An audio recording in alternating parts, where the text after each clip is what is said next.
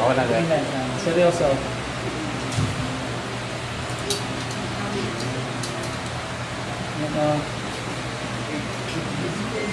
Kalbo pa rin sir eh.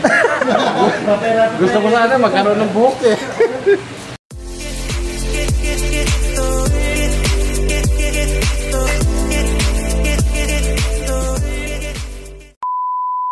Ayan na guys, bali ano. Muna, teka, picture muna. Yan. Andito na tayo sa, ano nga lugar to sir?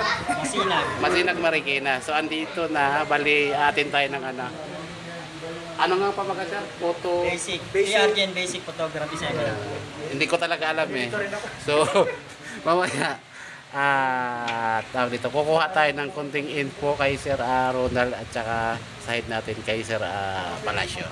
So, ito na yung mga kasama natin. Ayun. Sir, di ba yung sticker? So, sinisit up pa lang. Studio to. Yung sticker mo binigay ko sa'yo.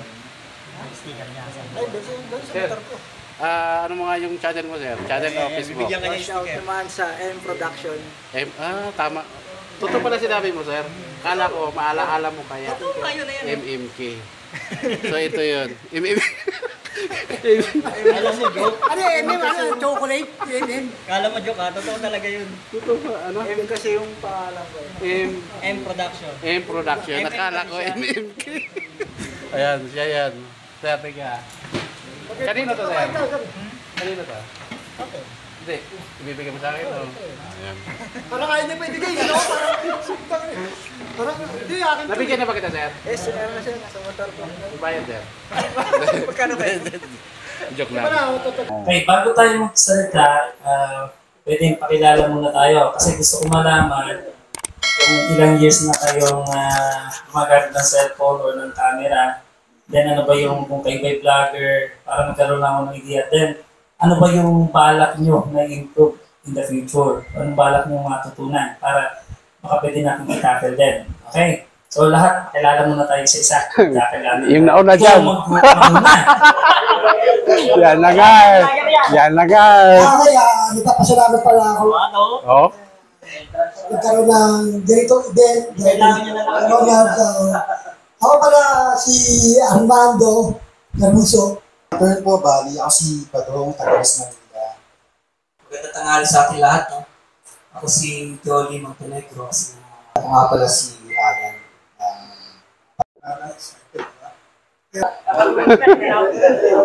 Ako pala si Dexter ng Pasay. By the way, ako si M ng Pasay. Ako po si PRG Busa. Anong tawag mo? Dancer? Ito ano? Ayan. Oh. Ako si Mar from Cabuyao, Laguna. So, nagpunta ako dito sa pangunguna ni Sir Albert Palacio. So, si Sir Ronald, kagabi ko lang nakita sa live, tama ba? Ayun. Bali, sa paggamit ng cellphone, video and picture, may experience na ako kasi sa YouTube channel ko is monetize na ako. So, hanggang cellphone na ako. Hindi para makakuha ako ng iba pang idea. Yun po, thank you. Ako nga pala si Abring Nabiso, yun po sa Facebook. Sa akong social media marketer. Marketing agent, freelance. Ang experience ko is naging video editor sa Upwork. Nag-apply ako doon. Client ko ay una sa Canada, tapos sa California. Video editor lang ng mga kasi tinry ko. And then, naging videographer ako sa isang naranasan ko yung pre-up. Tapos, sa photography naman, nakapag-shoot ako sa provincial office ng police sa Bulacan. Then, kumita na rin ako ng pera. And then, Yun. natuto ako sa photography. Pera na eh. Self-learning lang din. Tapos hobby ko lang noon. 2019 sa motovlog. And then, noong 2021, nag-focus na ako sa photography. Okay, so nagkakilala na tayo. Ngayon, ako naman, kaya sa inyo nun. So, ito nga yung ating batch 2 ng basic photography workshop natin. Then, ako nga pala si Ronald Garcia from Bataan. Dati rin akong masok ng batch 54. At then, naganda ako directly kay Mang Garnet. Tapos, biglang nagkaroon ng parang issue. Yung sector head namin sa Bataan, siya na mismo nag-decide sa amin na pagkaroon ng lipat lahat sa Virgin. So, kahit na okay yung qualification ko sa sniper noon, kaysa may iwan ako mag-isang lahat sa Bataan, sama na rin ako. Anyway, ito, nag-start ako ng photography way back 2011. So, nag-work ako before sa Abu Dhabi. So, 11 years doon. Then, nang magkaroon na nang uwi na ako dito for good. Since na meron akong camera, nung decide ako na pasukin yung photography kasi yun naman talaga yung passion ko. Talaga, pag nakita ko ng maganda, basta maganda. Yun ang nagyano kasi portrait, parang sa una pa lang, alam ko lang gusto ko is portrait. Hindi ba kasi photography, merong landscape, merong architectural, may wedding. Ako talagang una parang maganda yung So ang ginawa ko, parang kagad ako mag-upgrade o maging specialty ko yung parang graduate ka dyan, kailangan mo isang specialty na kailangan mo ng pag-aralan, pagtuunan ng pansin. So ang ginawa ko, naghanap ako ng image na gusto ko sa Facebook. Then nung makakita ko, ito yung image na gusto kong maging image. Gayahin, parang gano'n. Okay. So ito yung mga sample na sa studio shoot. Yan, kumatid ako ng mga concept. Okay. So sabihin, para ma-achieve mo kasi ito, hindi mo nang ma-achieve yan na pupunta sila, nakaganyan lang. So meeting yan. So sabihin, meron makeup artist, may mga nagdadamit, may concept, tapos may studio, tapos may mga ganun na magaling na stylist. So lahat yan nauna, babayad ako. Pero pag nauli, na makita magandang image mo, sila na yung pumupunta sa iyo, kulab. Kulab kayo. Parang So pag nauli, wala ka ng bayad. Kasi parang medyo nakikilala ka na. So una talaga, mag-invest. Isa yan sa mga sample ng aking photo sa prenup yan, prenup. Yan. Isa sa Bataan dito. So, ito naman is sunset. Ang kaibahan lang niya, si camera ang nag-decide kung ano yung gusto niyang kalabasan sa picture. Wala kang control kasi doon. Halimbawa, dinuto ko ka sir. Siya sharp, yung likod, blur. Yan. Auto. So yan sir, pag pinindot niyo yung auto mode, tama lahat ang kalalabasan. Auto mode sir, auto mode. So guys, bali yung triangle, ito talaga yung gusto kong malaman paano siya gamitin. So noong pa man, existing niya si ISO. So si ISO, apektado yung picture natin kung sa noise niya. Ang noise natin natawag, kung madumi, dudumi yung picture mo, marami siyang grain na ganyan. So mamaya, papakita ko sa inyo kung anong epekto nun.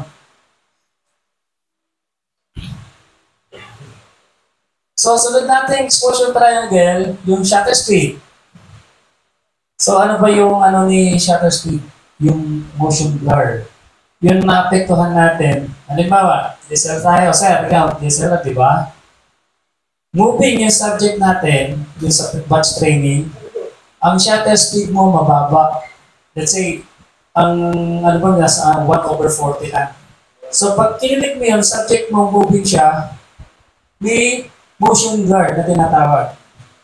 So sabihin, gumagalaw kasi mababa yung shutter speed. Yung parang pagsara ng camera, gano'n, di ba? So sabihin, pag sumara yan, nakuha na ni camera yung mga blur pa. Kasi mabagal. Kung halimbawa shutter speed mo mataas, gano'n na siya. Sabi, na-press mo agad yung subject. So, yun yung ni shutter speed. Ang epekto sa kanya, naapektuhan, yung motion blur.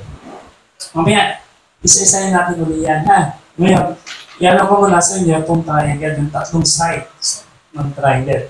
So, the last side ng triangle is yung aperture. So, sa aperture is yung ano naman, depth of field. So, sabihin kung gaano ka sharp o gaano ka blurred yung subject mo o yung background mo. Okay, so ngayon, yung aperture natin, dito papasok kung gaano kaganda yung lens mo. Okay, so meron mamahalin lens, may 50mm na 1.4, nakakalaga ng 80 mil. Lens na. Oo. Pero doon mo naman makukuha yung sharpness ng photo na gusto mo. Sharp na sharp yung background mo, yung nagmumotor, kinuha na mo. Ang background niya, blur. So, angat na angat si subject mo. Pero kung simple lens lang ang gamit natin, hindi kaya. Kit lens, hindi kaya. Ang gagawin mo, kit lens ka, lagay mo sa Photoshop, edit mo, select mo subject, i-blur mo yung background. O, di ba? Mura. Mura. Hindi. Kaysa lente lang, 80 mil. So, yun guys, bali naunawaan ko yung triangle ay is o noise triangle. So, naunawaan ko siya. Totally, hindi ko naman talaga ito makuha kaagad ng isang seminar lamang. At saka dapat may actual na may dala akong camera para masubukan ko talaga siya. So, guys, pasensya na, baka part 1 pa lang itong video na ito. So proceed tayo doon sa mga alam nyo na yung kulitan, actual na pag-shoot, yun, invite training. So pagsalitain natin si Sir Ronald at saka yung head natin na Sir Albert Palacio. Guys, maraming salamat. Thank you for watching. Medyo mahaba-haba ang video ito. Thank you. Especially magagandang camera. Kantay lang kayo ng mga announcement regarding sa basic photography. Gaganapin namin sa mga susunod na buwan o araw. Mas marami kayong matututunan. Wala akong problema kung cellphone o may camera. Kasi ang faktor ng ating media ay dalawang category. May cellphone at may DSLR. So siya po yung head ng media ng PRG, si Albert Palacio. Puso, mabuhay po. Puso. So sir, may follow-up check up ako. Ay, hindi, question pala. Follow-up check up. Sir, yung sinasabi mong ano to? Magkakaroon pa ng panibagong katulad nitong Oo, magkakaroon. may idea na kayo ng may idea kayo kung kailan basta pinaplano yan ng ang batch 3 ng media ngayong June. Wala pa lang saktong date. Pinag-aaralan ko pa yung saktong date para ang bala ko kasi magkaroon ng samahang ng General Assembly ng lahat ng nakapag-seminaran ng media, tapos ay magdadagdag na ng batch 3 ng media para magkaroon tayo ng team building, ibang okasyon or banding natin sa susunod na ano. I-announce ko na lang para yung sure na date para sa batch 3. Ayun, maraming salamat. So Nanyayaw kayo, kahit anong sector kayo, pwede kayo dito. ayun, si Sir Albert ay siya yung media head ng PRG. Tama ba, sir? Yes. Ayun. So, sir, salamat. So, ayun, patuloy pa rin ang actual photoshoot. Tapos na tayo. So, iba naman. Papasalamat lang ako, sir, sa natutunan ko kahit paano. Yun nga, may darating pa ba kayong pa-training? Ngayon kasi mangyayari, kada batch training natin, mag-a-advance si photography po natin. Yung media natin, mag-a-advance siya para sa workshop natin number 3. So, lagi yan asahan natin na before ng batch training, meron tayong mangyayari na photography, basic photography workshop para ma-apply kaagad nila sa ating batch training. So, sa makatuwid, sir, itong batch training sa May 19 is may naka-sit up na kayong lecture area sa venue ng batch Di bali, 13. ito yung di baling advanced na workshop para sa batch natin sa May 19. Para ito na yung parang preparation natin na yung iba ready na for batch 19. So okay. sabihin, sa May 19, yung natutunan natin dito, pwede na natin siyang i-apply. Okay. So ang okay, nagets ko na. So yung training natin ngayon, siya na yung sa May 19. Pwede natin, So, kung ano yun. natutunan natin ngayon, pwede natin siyang i-apply sa May 19. Ayun. So sa makatuwid sir, ako'y nagpapasalamat from Cabuyao, Laguna ako. Nagpunta ako sa Antipolo para matunghayan ko yung mga lecture ninyo. Yun nga ang aking importante kasi sa akin, ang narinig ko kagabi sa live nyo is yung triangle. So naunawaan ko na ngayon. So sir, invite, baka mayroon pa kayong gustong i-invite? Okay, meron pa tayong mga kasunod na training. Ang pagkakalam ko sa June 2029, magkakaroon tayo ng basic photography training again.